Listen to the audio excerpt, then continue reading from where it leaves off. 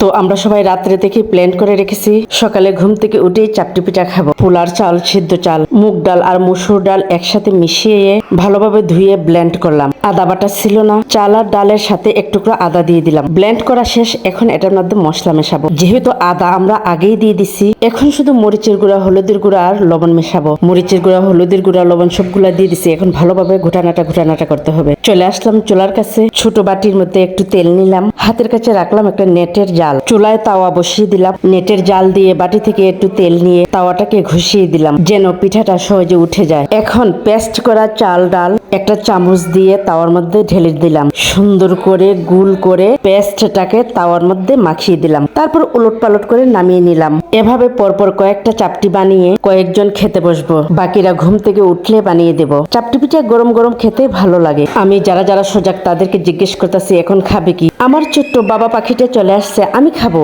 আমি বললাম হ্যাঁ আসো, তোমাকে নিয়ে আমি খাবো। তারপর বাবা পাখিটা আমার পিছে পিছে ছুটতে থাকলো আর আমি টেবিলে সবকিছু নিতে শুরু করলাম। আমি নিতেই বাবা পাখিটা দৌড়ে ডাইনিং এর কাছে ছুটে আসলো। আমি বললাম বাবা তোমাকে আগে দেব, তোমাকে ছাড়া আমি খাবো না। তারপর সবাইকে প্লেটে চাপটি দিতে শুরু করলাম।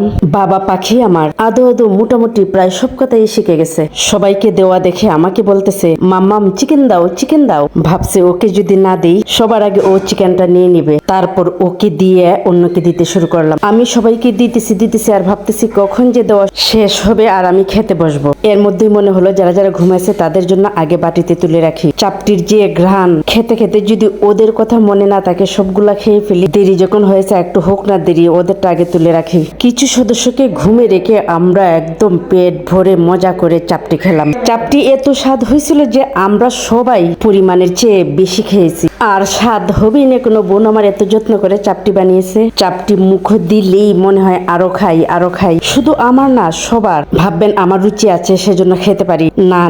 বাসার যে সদস্য একদম খেতে পারে না সেও অনেক মজা করে খাইছে। একটা মজার বিষয় ঘটে গেল, ঘুমের মধ্যে থাকা ঘুমানো সদস্যরা আমাদের খাওয়া দেখে ওরা তাড়াতাড়ি ঘুম থেকে উঠে পড়লো। তড়িগড়ি করে মুখ ধুয়ে এসে বলে আমাদেরকে চাপটি পিঠা দাও। ওদেরকে বললাম তোমরা একটু অপেক্ষা করো, গরম গরম না হলে স্বাদ লাগবে না, আমরা বানিয়ে আনি। ওরা অপেক্ষা করতে রাজি না, তাড়াতাড়ি ওদেরকে দিয়ে দিতে বললাম সমস্যা নাই, একটু ঝটপট বানিয়ে আনবো, তোমরা একটু অপেক্ষা করো। চুলায় যেই আগুন ধরাতে গেলাম গিয়ে দেখি গ্যাস নাই। তাড়াতাড়ি গ্যাস আনতে পাঠালাম, গিয়ে দেখা যায় দোকান বন্ধ।